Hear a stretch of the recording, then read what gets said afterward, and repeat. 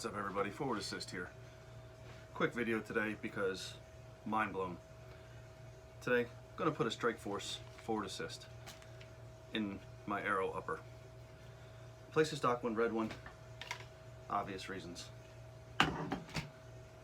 No hammer, no punch, no beating on your rifle. All these other companies need to take note. Simple T6 torque screw. Back it out.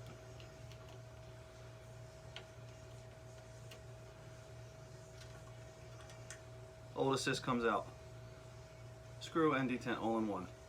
Doesn't get any easier. Take my new one. Remember, hook towards chamber.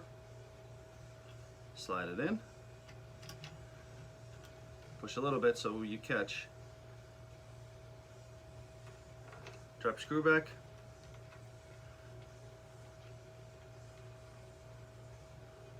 Run the screw. No assist installed. Old assist, no assist. The other companies, take note. Tired of beating roll pins out for simple installs. Anyway, any questions? Thanks for watching. Again, mind blown. Don't forget, like, comment, subscribe. Forward Assist. Less than 2 minutes, changed out. Too easy, I'm done.